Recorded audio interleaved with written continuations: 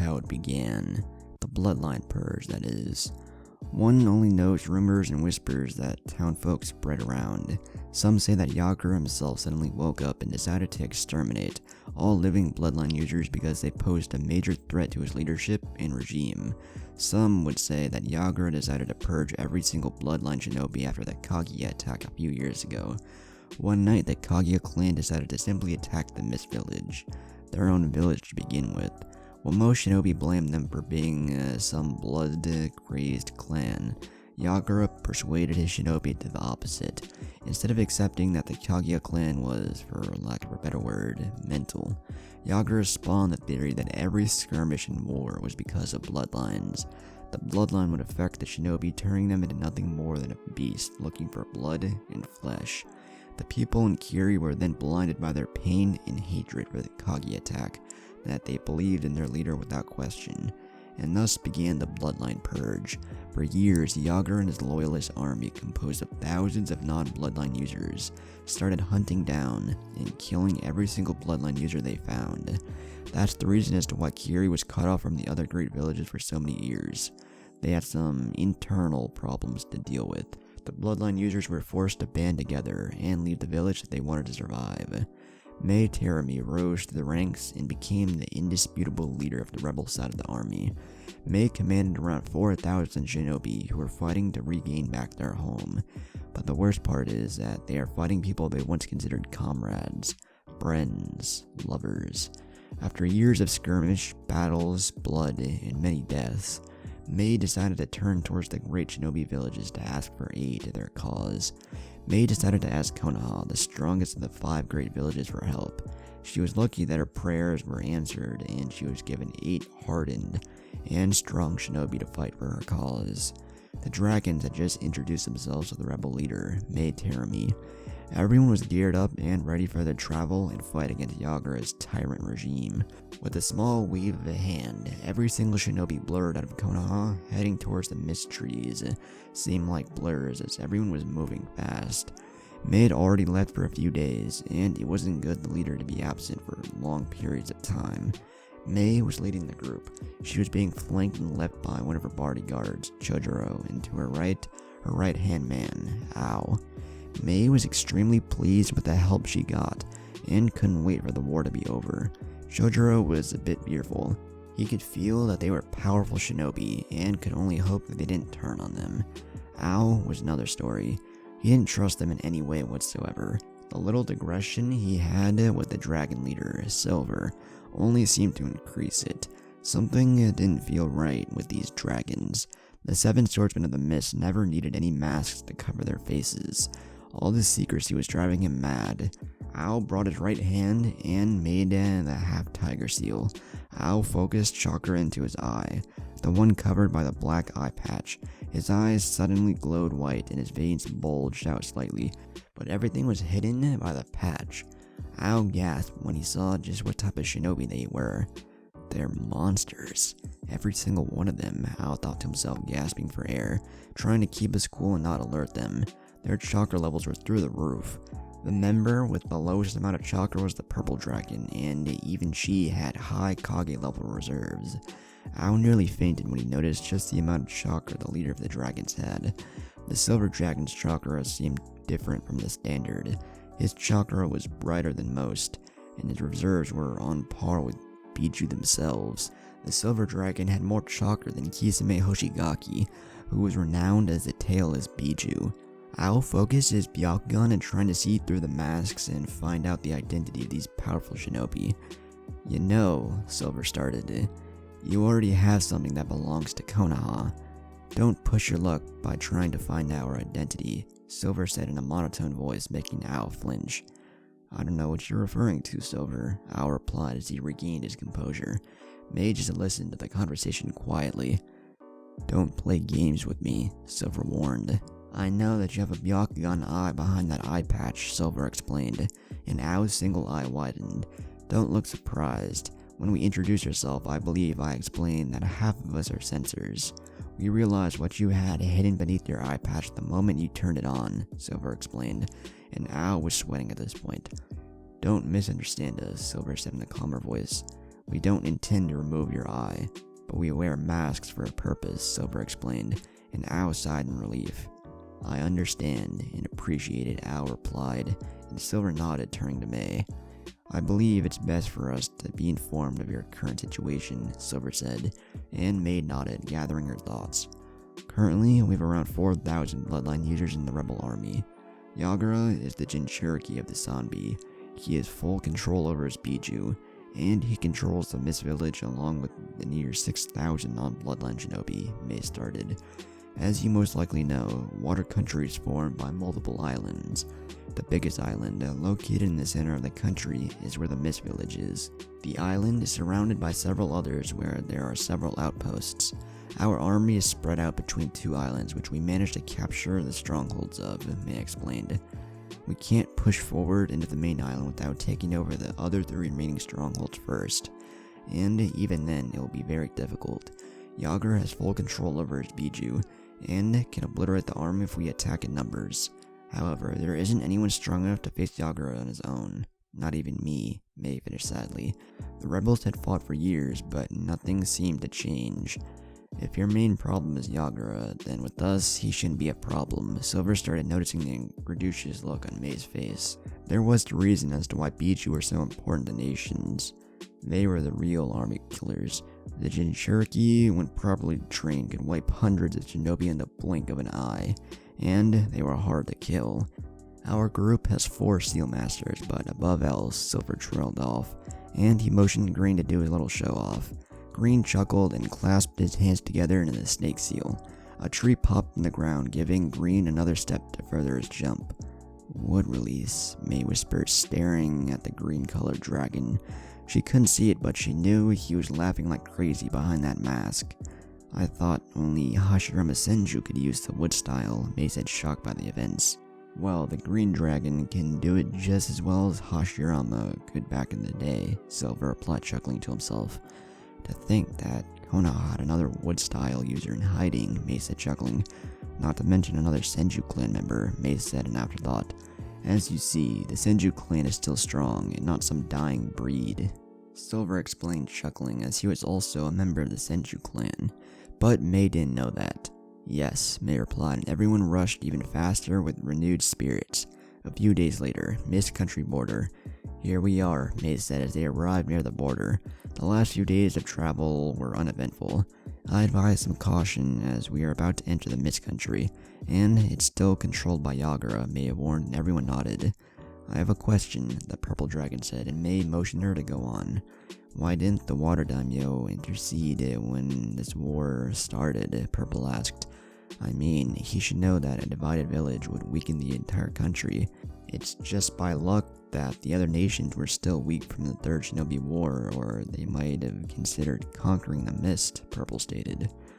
It was of no use when we tried to talk to the daimyo, May sadly said. This all began when the Kaguya clan attacked. Their members were always bloodthirsty, and they didn't seem sane. One day the Kaguya attacked the Mist Village, their own home to begin with. Some members of this clan had a special Keki Genkai that allowed them to manipulate bones, May said, but Silver interrupted her. Shikotsu Miyaku. I killed the last of the Kaguyas 3 years ago, Silver said, sighing. And May knew that killing was never easy, but knowing that it to be the end of a clan, it would be worse. Only a few members of this clan were able to do the dead bone pulls, but these few were extremely strong and very hard to kill. After the bloodbath, Yagura announced a bloodline purge with the daimyo's support, and the rest is history, May concluded and now sighed. I wonder what kind of leader slaughters their own men. Well, I agree he should protect his own village at any cost. No one in their right mind would do something like this, Green said in afterthought. No one really knows why he chose to do it, May started. Yagura was always a good leader. He was kind and warm to his people, and even though he was a Jinchuriki, his village still loved him and chose him as their leader, May explained. She as well couldn't understand how someone can change like this, but she guessed that pain can change a lot of things. Pain changes people, Silver said in a monotone voice. Kushina looked towards Naruto with concern. Naruto had told her that in the beginning, Konoha hated him, but she didn't think they were physical towards him. Man, it's foggy, Green said. The fog is a natural defense of the Mist Country. Our shinobi are born in it, and as such, they are used to living in these conditions, May explained. And Green nodded, although he already knew that. This damn country is still foggy even after so many years, Green thought. Sizzle. Trap! Silver yelled, and everyone jumped away and landed together nearby. Boom! The place where they were exploded, blowing away the mist and creating a crater on the ground. Water style, wild water wave, multiple voices shouted. Everyone looked to their sides to see a gigantic water wave coming to crush them. Brown! Silver yelled, and Brown, or Gara, nodded. Sand started flowing from inside his seals and created a protective dome around them. The water crashed against the sand and did nothing but shake it a little bit from the impact. Once Brown had let the sand down, a group of shinobi jumped in front of May and the dragons. Looks like the information was right, the apparent leader of the group said. You really want to recruit more monsters to fight, the leader said, scowling. How did they find out? Ao asked, confused. You most likely have a spy in your army, Silver stated, getting ready for combat, his eyes glowing red behind his mask. The enemy had severely underestimated them. It sent a mere 10-member ambush squad against 11 trained shinobi. Fire style, great fire annihilation, Silver said as his hands blurred towards the horse seal. He unleashed a wall of flames against the opposition who scrambled to get away from the flames. Wind style, great breakthrough, Purple said, taking a deep breath and releasing a gust of wind, powering up the flames' speed and intensity. Attack formation E, Silver stated, and every dragon nodded, going to their respective positions. May, Ao, and Chojuro just watched from the sidelines as Konoha's elite fighting force went to work. The opposing Kiri shinobi knew that they could never get away from the wall of flames. The range was simply far too great, and even more once powered by a wind attack. Water style, water wall, the Kiri force shouted as they unleashed water from their mouths to counteract the fire. Naruto's fire attack was simply too strong to be stopped by standard water defensive techniques. The fire easily evaporated the water and bypassed their defensive. Two unlucky Kiri shinobi were used as meat shields while the others took the opportunity to jump away. Sand binding, Gara whispered as he crouched, placing his hands on the ground. Chain style, chain forest, Kushina whispered, crouching to the ground. Wood release, piercing stakes, Green shouted as he clasped his hands together. Several trees sprouted from the ground and blurred towards the shinobi opposition. The shinobi tried to jump away but found themselves with their feet trapped. They looked to the ground to find sand and chains wrapped around their feet. The trees continued on their path and pierced most of the shinobi, killing them almost instantly. May, Ao, and Chojuro had their jaws on the ground. These dragons had just decimated 10 shinobi that weren't fresh and out of the academy. Yagura wouldn't send some lowly skilled shinobi against May, Ao, and Chojuro. To kill these three, it would require a shinobi above average skill. That was over way too quickly. I didn't even get to use my sword, Kushina pouted while Silver noticed one shinobi who managed to survive and jump away, trying to get away. Diva Path, Bonsho Tenin, Silver said, pointing his right hand palm towards the fleeing shinobi. Silver's eyes were glowing silver behind his mask. The shinobi froze midair and started flying towards Silver, who caught him by the throat and slammed him against the ground. Green, if you please, Silver said, and Green nodded, using a few trees to pin the Kiri shinobi to the ground. The Kiri shinobi was kneeling on the ground with trees attached to the legs and both arms. You might as well kill me. I'll never talk, the Kiri shinobi panted, trying to ready himself for possible torture.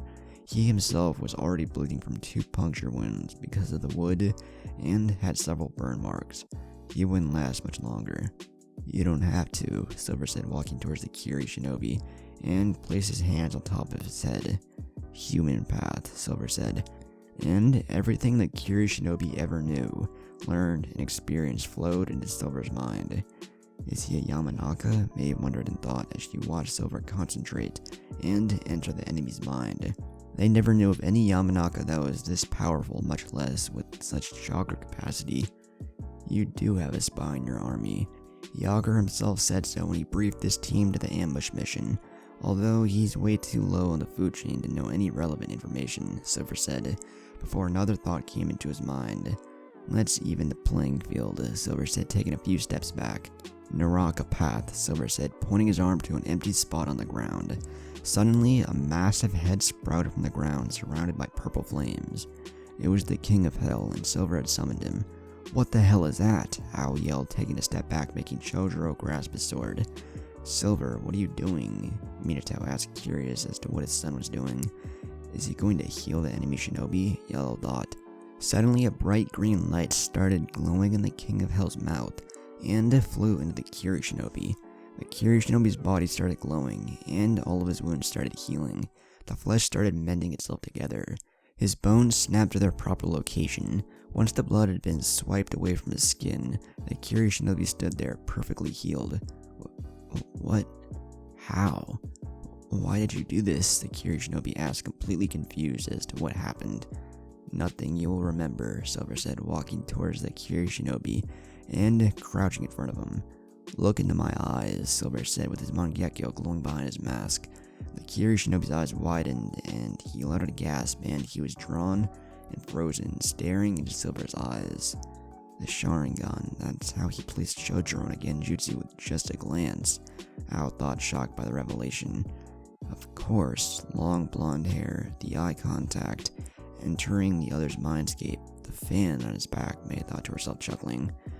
You are a loyal shinobi to Mei Terumi. You don't hate the bloodline users. You infiltrated Yagura's army as a spy under Mei's orders. Understood? Silver asked, and the Kiri shinobi simply nodded. His eyes were blank and dead. Koto Amatsu Kami, Silver said, completing his technique, and making the Kiri shinobi blink slowly as his eyes regained their usual brown color. Green released the wooden tentacles, and the Kiri shinobi quickly rose. He walked calmly and kneeled before Mei. What are your orders, Lady Mei? The Kiri shinobi said, kneeling in front of her with his head lowered. What did you do? Mei asked, completely bewildered. This was my most powerful illusion. This illusion is so powerful that the victim doesn't even know he's being affected. It allows me to enter my opponent's mind and manipulate them by giving them false experiences, making it seem as if they were doing things of their own free will. It is regarded as a genjutsu of the highest class due to the victim being entirely unaware that they are being manipulated, Silver explained, rising, and Mei gulped. Though I can only apply it to weak-minded people, shinobi with strong minds can try and fight it. To them, it would end as a clash of my mind against theirs, Silver explained, and everyone let out a sigh of relief. Minus Chojuro, of course, he was still shaking. You live to the expectation, Naruto Senju, Mei said with an amused tone, making everyone freeze except Naruto, who chuckled. How'd you find out? Naruto asked as he removed his silver mask. Blood-red Sharingan eyes looking towards Mei. That Yamanaka-style jutsu did throw me off, but when I heard you say, look into my eyes, and that fan on your back coupled with your blonde hair, it would be hard to be mistaken, Mei explained. It lasted longer than I thought it would, Naruto said, chuckling, while the rest of the dragons shook their heads. Tsunade-sensei is going to be pissed purple, or Hinata thought. So, you're Madara Uchiha's grandson, Ao said, stepping forward, and looking straight in Naruto's Sharingan eyes. Why does everyone instantly say my gramps' name? Naruto rhetorically asked. I mean, Hashirama Senju and my father, Minato and Namikaze, were legends in their own right, Naruto stated. Yes, but Madara outshone them, Ao simply replied. I tamed the 9 Biju and formed the village system, and I killed a battalion of shinobi with a single jutsu, Hashirama and Minato both thought, drawing circles on the ground while both redheads try to comfort their husbands. What's your name? Mei asked towards the kneeling shinobi. Han replied. The ambush has failed since we had help from Konoha. You are to continue your spy work. Report every week or when you find pertinent news, Mei ordered. As you wish, Lady Mei, Han answered and quickly turned to leave and report to his leader, Yagura. They were smart enough to ambush us on the border, Blue stated. Yagura is no fool. Even he knows that he can't face Konoha as of right now, and ambushing us in Fire Country territory could be a deadly mistake, Mei replied. Let's continue. We're close to our main base, Mei said, and everyone nodded. A few days later. During the last few days, everything changed in the Mist Country. Everyone on the rebel side was extremely pleased to see the help that Konoha had sent them. Tsunade Senju had even sent her own grandson, Naruto Senju, to help. Not that the other dragons did nothing, but they needed a public face strong enough to boost their morale. And who was better than a member of both the Senju and the Uchiha clan? The rebels had come out on top of every single skirmish during the last few days due to Naruto, Yellow, and Blue's space-time techniques. They were able to be present everywhere. Every battalion was gifted with kunais, each one keyed to either Naruto, Yellow, or Blue. So when the battalion was in trouble with their battlefront, they would throw the kunai into the middle of the enemy. Several flashes later, and the skirmish was won. Coupling everything with Hinata's remarkable medical capabilities, the war had shifted, with the rebels getting the upper hand. Slowly but surely, the rebel side began pushing the loyalists back on the front. It was time to start conquering the 3 remaining strongholds, so that they could start pushing towards the Mist Village itself. Mei and Ao were standing in the middle of a room with several cartographic maps, planning the resistance' next move. "How is the approach looking?" Naruto asked as he came into the room. "Not good at all. These forts were built to last and withstand a heavy siege," Mei said, sighing. "I could blow it up from a distance," Naruto said, and Ao looked at him like he grew a second head. "What?" Naruto asked rhetorically. "I'm the Jinchuriki of the Kyuubi. I can send a tailed beast ball and blow up the stronghold sky high," Naruto explained, and Ao's sweat dropped. "I would like to have my village in one piece, and when we're done with this war, thank you very much," Mei stated, and Naruto chuckled. Each stronghold is built to be both a prison and an impenetrable castle. The walls are hard stone and the gates are made of chakra-reinforced wood, Mei explained. "Can't we just climb the walls?" Naruto asked, but Mei shook her head. Due to this country's climate, those walls have small layers of water, making it very difficult to climb to ordinary shinobi. The chakra control required is very high. Besides, they have sentries on every tower 24 hours a day. They would spot us a mile away, Mei answered, nursing her head. Storming these strongholds was always a pain in the butt. They managed to get the last 2 by overwhelming them with numbers. "How about we go from underneath with a few Earth-style users?" Naruto asked, but Mei shook her head once again. "Then I'll go in alone and open the gates from the inside," Naruto said as he memorized the terrain from the map using his Sharingan. "I don't need to climb walls to enter the fort," Naruto said, and Mei raised an eyebrow. "My space-time techniques are on a whole new level. I can easily walk through walls and other barriers," Naruto explained, and to demonstrate he started sinking into the ground and reappeared behind Mei. "Send Yellow and Purple to the other strongholds while I take the main one. They are the best at stealth and should be able to sneak in easily," Naruto explained, and Mei nodded. "According to Han, Yagura is gathering the main army in the village. He seems to already be expecting for us to be able to conquer these strongholds before advancing," Mei said, and Naruto nodded. "Let's gear up for the siege," Naruto said, and everyone left the room. Next day. "Is everything ready?" Naruto asked, and she was the commander of the troops. It was her job to coordinate everything. The troops were ready to storm the stronghold once the gate is open. They were about 500 meters away from it, shrouded by the mist, Mei explained, and Naruto nodded. "Yellow, Purple," Naruto called out. "Get ready. Coordinate your siege with Ao and Chojuro," Naruto said, and they both nodded. Naruto then turned to the rest of the dragons. "Red, Green, and Blue, you're with Ao's troops in storming Yellow's stronghold. Black and Brown, you're with Chojuro's troops," Naruto ordered, and everyone nodded, walking away into their respective positions. "Purple," Naruto called out, and she walked towards him. "I'm delivering you the closest I can to the castle," Naruto said, and she nodded. Naruto discreetly handed her a 3-pronged kunai. "You be careful, alright? And call me if you need me," Naruto whispered in a gentle voice. "Don't worry so much, Naruto," Purple replied, taking the kunai and putting it in her pocket. "Of course I worry," Naruto said, and grabbed Purple by the waist, flashing away. "So, she's Hinata Hyuga. Interesting," Mei concluded to herself, once she caught a glimpse of the intimate moment between Purple and Naruto. Just from that small glance, she could see that they were very close, and that Naruto held her safety above everything else. Northern Stronghold. It was a very dark night. The many clouds that there were, covering the whole sky, blocking the stars and the small light coming from the moon. Night was the ally of the shinobi. The shinobi were trained assassins. Sound was their enemy. The darkness was their friend. The only visible thing were the torches on the stronghold and a pair of blood-red eyes glowing in the dark as they scanned the surroundings. Mei shivered as she looked towards Naruto. It was so dark that it was difficult to see in much detail anything coming from Naruto, but she could clearly see his eyes. Those blood-red eyes with 3 tomos shining and swirling in the night. Those eyes that seemed to belong to demons. Those eyes were scanning everything as if looking for prey. Those eyes belonged to hunters. Naruto and Mei were standing just outside of the stronghold with 1,000 shinobi behind them. They were about to siege the biggest and strongest of the 5 strongholds. This one was different from the other from the fact that it was not only bigger, but housed more shinobi inside. Unlike the others where the shinobi just took shifts, this stronghold actually housed living quarters and had full-time shinobi working and guarding it. The others must have already begun their attack. "I'm moving into position," Naruto said, and Mei nodded. Naruto swirled away and Mei turned to her troops and let them know to get ready. Naruto reappeared outside of the stronghold's walls. He leaned against the wall, being shrouded by the darkness and enveloped by the shadows of the night. One of the benefits of the Sharingan was night vision. Naruto could see at night just as he could during the day.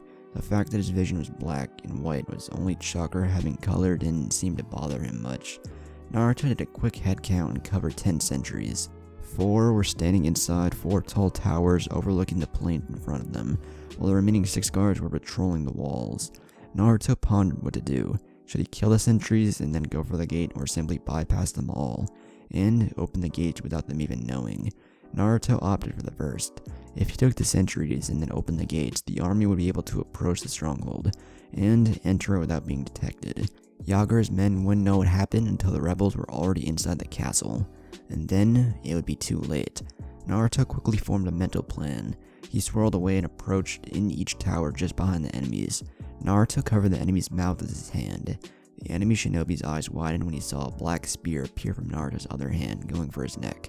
He quickly killed them, stabbing them in the throat so they couldn't scream and alert anyone. With the main sentries gone, he made his way to kill the wall guards. Using the sentry tower as a vantage point, Naruto quickly scanned the inside of the stronghold. He was lucky. The only guards seemed to be at the tower's outer walls. Inside, everything was quiet as most shinobi were most likely still sleeping, and some few getting ready for a shift change. Naruto threw a single 3-pronged kunai into the air and watched it sail through the air. As the kunai sailed, Naruto flashed towards the kunai and appeared in the yellow flash mid-air.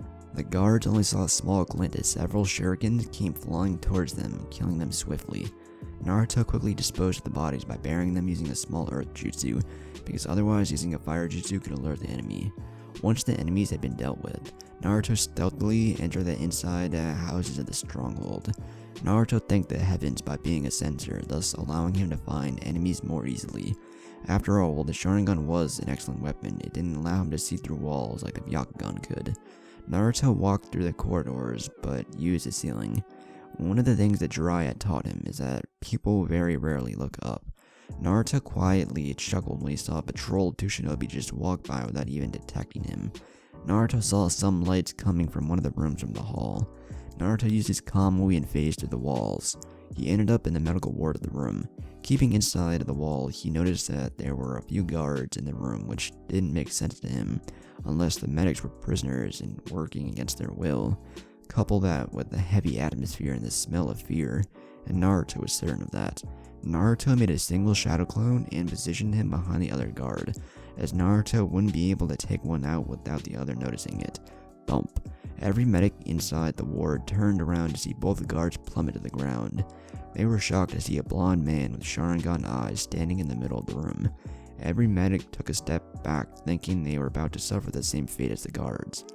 "I can get all of you out of here," Naruto said, looking at them. There were about 10 medics, all dressed in the standard white garb. "We're about to storm this stronghold, and in the midst of the fight, you might get killed," Naruto explained. And one medic took a step forward. "Thank you for saving us," the woman said.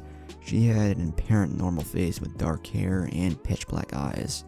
"My name is Now," said, and Naruto nodded. Naruto created a shadow clone and gathered all the medics in one small group. In a single flash of yellow, everyone had left. Naruto made a few shadow clones and had them transform into the medics, and the 2 guards to make sure that if anyone appeared, they wouldn't suspect anything. Outside with Mei. Mei was startled by the sudden yellow flash that appeared right next to her.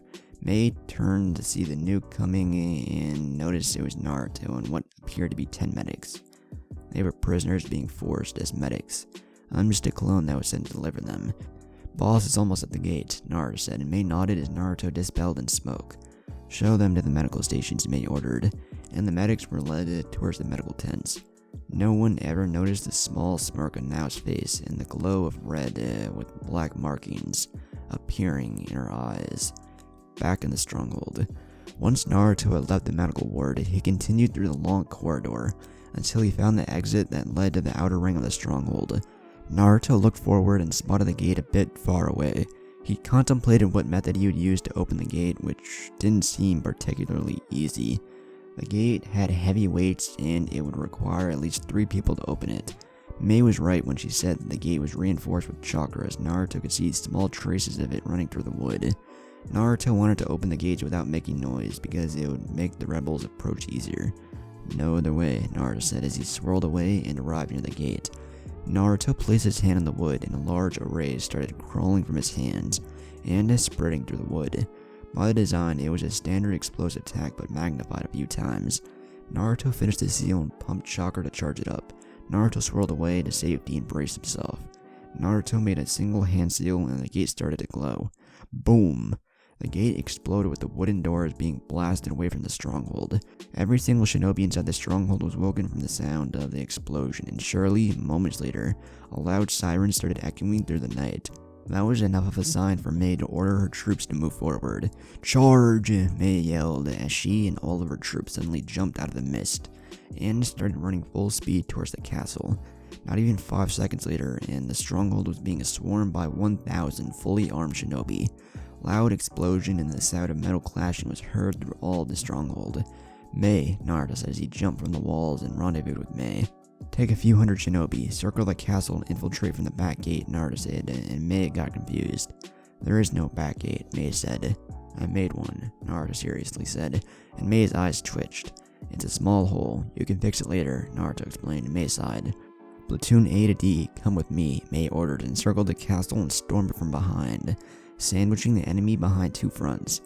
Well, Naruto heard and turned to meet Kiri shinobi seemed to be unaffected by the pandemonium running through the base.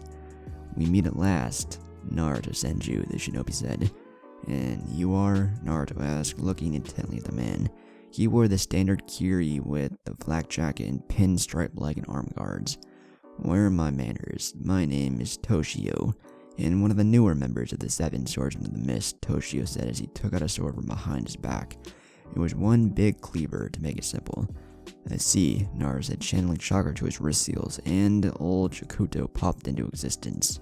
"I always thought that the Senju clan was overrated. After all, the strongest clan was decimated during the First and Second Shinobi War, while the weakest ones lasted," Toshio taunted, but the taunt was met with an emotionless and serious face. "Show me what you're worth, Naruto Senju, Konoha's Thunder God, son of the Yellow Flash, and grandson of Madara Uchiha," Toshio yelled, running towards Naruto with his cleaver held up high. Naruto quickly analyzed the enemy with his Sharingan, and could see that he was nothing more than a mere Jonin with standard chakra reserves. "I guess the swordsman title went over his head," Naruto thought to himself, and thanked the heavens for him having Hinata. Otherwise, he would have gone all god mode on other people. Toshio brought down his giant cleaver trying to split Naruto in half, but only caught Naruto's afterimage. Toshio only knew he missed when his sword hit the ground. Toshio turned around and used the flat side of his sword to block a horizontal slash from Naruto. "Chidori stream," Naruto said, and his sword and hand sparkled with electricity. By both swords being made with metal, Naruto's electric attack got transferred towards Toshio and made him spasm. He jumped up and back with his hands smoking. Toshio placed his sword on his back and started going through hand seals. One particular jutsu that Naruto knew all too well. "Hidden mist jutsu," Toshio said, and the grounds where they were fighting became all covered in mist. "This is the end, brat," Toshio said as he disappeared inside the mist. Naruto just shook his head and stayed relaxed in the same place. Why bother moving at all when you can't see half an inch ahead of him? Naruto quickly knew that Toshio was an amateur at the art of silent killing. Naruto could hear him breathing for the love of God. Naruto was getting bored by the fight and decided to end it when Toshio made his move. "Die!" Toshio yelled as he appeared behind Naruto with his cleaver getting ready to cut Naruto in half. And cut he did. Or so he thought as he watched the blade pass through Naruto and exit at the other end. "What are you?" Toshio yelled. Naruto turned around and locked eyes with him. Toshio stared, his Mangekyo blazing, and he never knew that it was the last thing he would ever see. Your end, though I won't kill you. You seem pretty high up in the food chain, so you might know some valuable information, Naruto said, as his Mangekyo glowed. Toshio was completely absorbed in Naruto's eyes in a matter of seconds. Let's get this over with, Naruto said, and blurred towards the corridors and halls, killing everyone that got in his way. Fire style, great fire annihilation. Lightning style, lightning dragon jutsu. Water style, water dragon jutsu. Naruto unleashed jutsu after jutsu, decimating everything in front of him. No one could stop his onslaught of jutsu, from gigantic walls of flames to water and lightning dragons. The siege in the stronghold was brief and swift. In a mere hour, the stronghold had been conquered. With Ao, red, green, blue, and yellow. The attack on the other stronghold had also been swift and efficient. Yellow, or Minato, had successfully infiltrated the stronghold, and proceeded to slam Odama Rasengan against the wooden gates. Once the gates were down, Yellow's forces formed the castle and quickly captured it with the use of the Hiraishin, and some high-level water jutsus. With Chojuro, brown, and purple. With purple, or Hinata, didn't have any fancy space-time techniques. She didn't require them to be an extremely effective shinobi. Just with her Byakugan and extremely accurate aim, coupling that with deadly poison, she was a force to be reckoned with. Though Purple was supposed to infiltrate the castle, she took a different approach. Purple simply approached the gates from the outside, with no one even noticing her, and simply punched the gates. The wooden gates that were supposed to withstand heavy siege were simply blown from the hinges and crashed into the back of the stronghold. That's one crazy woman, Chojuro shakily said, while Black, or Mito, laughed. Mito did teach Tsunade the basics of super strength, though Tsunade managed to refine it to a whole new level. With Brown's sand and Black's shield, the life losses were slim to none. Purple led the attack and they decimated the enemy in a matter of hours. Next day, Mei, Ao, and Chojuro and most of the dragons were gathered at the main stronghold, the one Naruto and Mei conquered. The castle had a cheerful ambient. This was the most they ever achieved in almost 2 years of fighting. We did one hell of a progress today, Mei said, and her troops cheered. Just a few more days and everything would be over. We have Naruto and his dragons to thank for, Mei said. You don't have. Boom! A massive explosion echoed through the grounds, making everything shake from the power. Naruto and the dragons quickly made their way towards their surveillance towers, and they managed to see the location of the explosion, not too far away. That's the medical stations, Mei stated when Naruto realized that Hinata was there, doing what she could to heal the injured. Hinata! Naruto yelled and started running since he couldn't sense her marker anymore. The rest of the dragons and Mei ran towards the location of the explosion as well. Medical camps. A few minutes earlier, Purple was working at the main tent healing the injured. The loss of life during the siege was minimal, but there were always injured shinobi. Hinata was a very good healer, and extremely skilled in the mystical palm. Apparently, the better your chakra control was, the more efficient was the technique. The bones are in their proper place. Give it a few days and you'll be back to new, Purple said, and the shinobi thanked her. Hinata quickly finished the remaining patients and went for a checkup routine on all of them before she decided to leave. Takumi, Purple said as she entered the room of the head doctor. Purple was saying, but stopped when she saw Takumi's body on the ground in a pool of his own blood. Purple quickly rushed over to him, only to find out that he was assassinated by his throat being slit, if that was anything to go by. Hinata activated her Byakugan just in time to see a hail of kunai and shuriken being thrown at her. Chitin, Purple said, and started spinning in a blue dome of chakra, and blocking every single projectile that was thrown at her. Would you look at that, now rhetorically asked as she jumped down from her hiding spot, landing in front of Purple smirking. I get to kill a Hyuga, now said grinning. Now, why are you doing? Hinata was about to ask what was going on when she looked into Nao's eyes. They were blood red with 3 black tomo. Sharingan? How is that possible? Purple whispered with her mind running amok for a second. You can't be an Uchiha, it's not possible. The only remaining Uchihas are Naruto, Sasuke, and that Toby fellow, Purple explained, not mentioning Minato's name. I don't know anything about that, now it said chuckling as her Sharingan started spinning, gaining a completely new appearance. What was once the standard Sharingan now looked like a vortex, and given the fact that the Sharingan was spinning, it gave the effect of drawing purple to her eyes. A Mangekyo, Purple said as she broke the trance from looking in her eyes. Yes, dear. An eternal Mangekyo Sharingan. You stand no chance, Nao said as she smirked. Nao blurred through hand seals and took a deep breath. Fire style, great fireball jutsu, Nao said and released the fireball towards Purple. Purple jumped away to avoid it, and the whole medical tent went up in flames, making it nothing more than a battlefield. Water style, water wall, Hinata said mid-air, and released a small water wall to block the flames that decimated the tent. Water style, water dragon jutsu, Purple said as she used the water she expelled from her mouth and formed a water dragon.